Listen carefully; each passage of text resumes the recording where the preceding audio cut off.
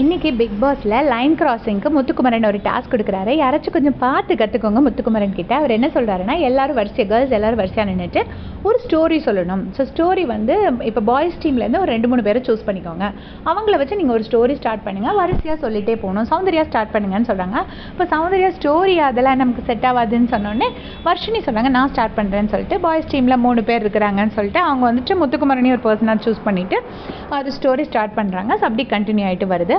இப்போ கடைசி அப்படின்னா மன உளைச்சலில் முத்துக்குமரன் வந்து ரஞ்சித் கிட்ட போய் சொல்கிறாருங்கிறது மாதிரி அந்த ஸ்டோரி அந்த சௌந்தர்யாவுக்கு முன்னாடி வரைக்கும் வருது.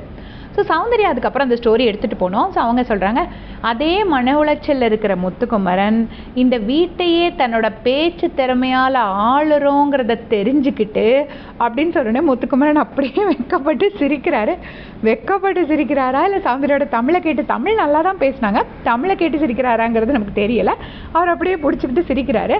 சிரித்த உடனே தெரிஞ்சுக்கிட்டா நினச்சிக்கிட்டா அப்படின்ட்டு யாரோ கேட்குறாங்க, சைட்லேருந்து கவுண்டர் கொடுக்குறாங்க. அநேகமாக விஷாலாக இருக்கிறதுக்கு சான்சஸ் இருக்குது, but I am not sure. அவங்க சொன்ன உடனே வந்துட்டு திரும்ப எகெயின் வந்துட்டு சௌந்தர்யா சொல்கிறாங்க, இந்த வீட்டையே தன்னோட பேச்சு திறமையால் ஆள்றோன்னு நினச்சி ட்விஸ்ட் பண்ணி இந்த வீட்டையே ஒரு மாதிரி ஆக்கிடுறாங்க அப்படின்னு சொல்கிறாங்க. ஸோ உடனே நமக்கு இதுலேருந்து என்ன தெரியுதுன்னா, சௌந்தர்யாவுக்கு வந்து நல்லா தெரியுது முத்துக்குமரன் தான் நம்மளோட காம்படிட்டர். முத்துக்குமரனை மட்டும் அடிச்சிட்டோன்னா நம்ம ஈஸியாக கப் அடிச்சிடலாங்கிறது அவங்களுக்கு நல்லா தெரியுது. ஸோ அவங்களுக்கு இப்போ இருக்கிற எனக்கு தெரிஞ்ச ஒரே கன்ஃபியூஷன், நம்ம முத்துக்குமரனை விட ஹையாக இருக்கமா முத்துக்குமரனை விட லோவாக இருக்கமா ஓட்டிங்களா, அதாவது ஃபஸ்ட் பிளேஸு செகண்ட் பிளேஸாங்கிறது மட்டும் தான் உங்களுக்கு டவுட் இருக்குன்னு நான் நினைக்கிறேன். எல்லா இடத்துலையுமே அவங்க பேசும்போது நான் அதை கவனிச்சிருக்கிறேன்.